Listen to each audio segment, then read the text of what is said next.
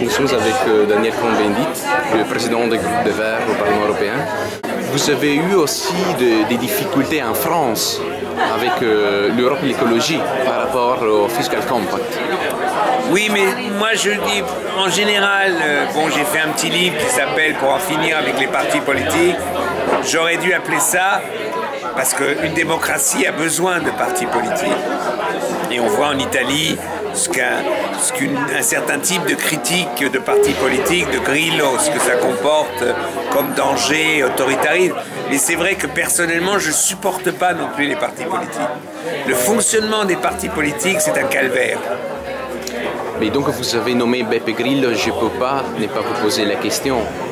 Qu'est-ce que vous en pensez du mouvement et qu'est-ce que vous en pensez de les critiques qu'ils font aux partis politiques? Il y a une partie des critiques qui sont complètement justifiées. Mais Grillo, c'est le qualunquismo italien. Grillo, c'est le tutti a casa. C'est aussi quelque chose qu'a dit Mussolini.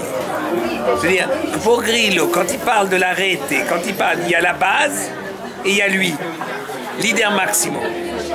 Et c'est ça qui est dangereux.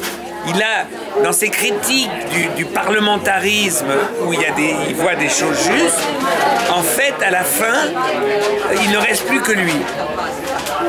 Donc vous croyez que le mouvement 5 Stelle, comme on l'appelle en italien, c'est un mouvement fasciste? Non, je crois qu'il y a une structure autoritaire très dangereuse. Les gens veulent autre chose, mais les communistes, ils voulaient le meilleur des mondes. Et on a vu ce qu'a donné le communisme. 5 Stelle veulent une autre Italie, mais de la manière dont cet autoritarisme, ce fait qu'ils se livrent main et poing liés à un leader maximo, c'est le contraire de ma conception de la démocratie. L'accusation que vous faites à Beppe Grillo, c'est la même qu'il fait à l'Europe en fait. Il parle d'autoritarisme, il parle de manque de démocratie au sein de Bruxelles et des décisions prises par l'Union européenne. Il y a toute une dimension où on peut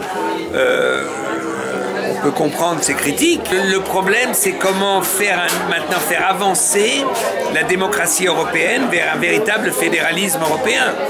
Le problème, c'est dans la conception de Grillo, avec ses rete, etc., on ne voit pas où sont les institutions démocratiques. Et d'ailleurs, dans le fonctionnement de son mouvement, je trouve il démontre bien, disons, sa faiblesse démocratique.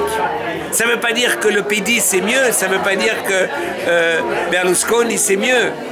Ça veut simplement dire qu'eux aussi, ils n'ont pas trouvé la solution. Par rapport au mouvement, disons, un peu eurosceptique, aux prochaines élections...